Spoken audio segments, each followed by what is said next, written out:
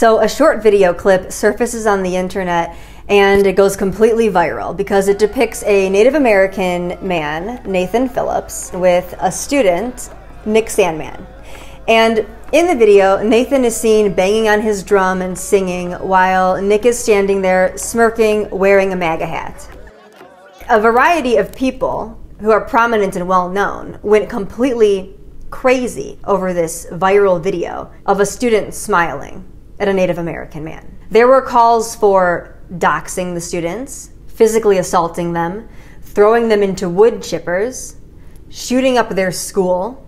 And then after all of that happened, more videos come out that tell the full story and add context to everything. And it turns out that the students were just standing by the Lincoln Memorial waiting for their bus while being harassed by protesters. You wanted to go back to York where you came from. This is not your land. No, it's not. You've been here 2-3 generations. Compared to us, we've been here millions years. So get the out of my face with that. And the only thing the full video told me was that the high school students were the most mature group standing out there in front of the Lincoln Memorial that day. Some people accused them of mocking the protesters. The students said otherwise. Look, I don't care. They are high school students on a field trip in Washington, D.C. Being approached by obnoxious protesters is, in a way, part of the experience of going to D.C. in the first place. So Nathan Phillips approached the high school students, and the students danced around and had some fun with it. So what? And Nick's facial expression? He says he was smiling because he wanted to show Nathan Phillips that he was going to remain respectful and not get angry over him getting in his face and banging on a drum. Critics say that Nick was smiling like that on purpose because he was trying to be mean. Listen to what I just said. He was smiling like that on purpose because he was trying to be mean. That's essentially what the argument boils down to, and that is a national conversation that we're having right now. We're going to start debating over what is the appropriate facial expression that you can make in public, or is it only if you're wearing the MAGA hat? You can only make certain faces depending on which hat you're wearing or who you support for president. Just because somebody is wearing a MAGA hat does not mean that you can suddenly read their mind. A kid smiles at a protester and it becomes a national story. Why? Because it's about that hat. It's about elevating the narrative of white privilege.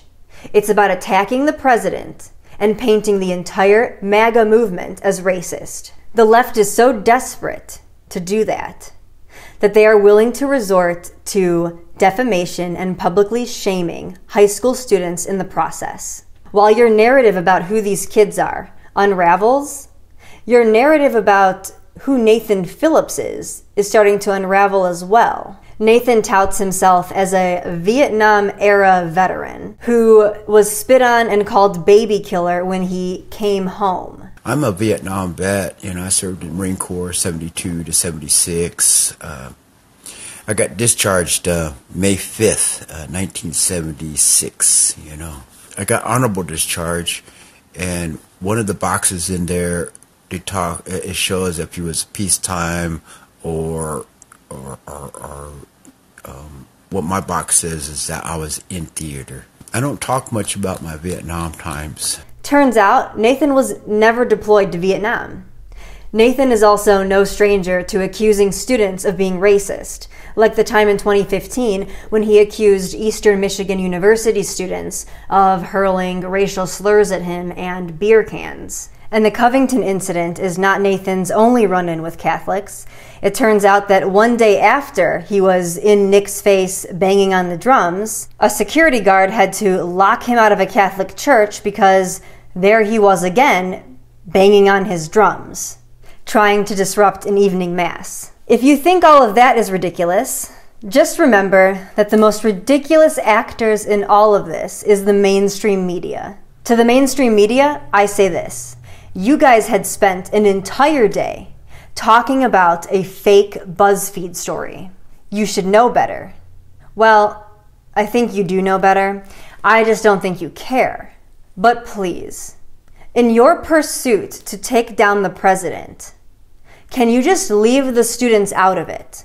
They're getting death threats. They had classes canceled on Tuesday, and their principal had to meet with Homeland Security. And you actually wonder why you're referred to as the enemy of the people.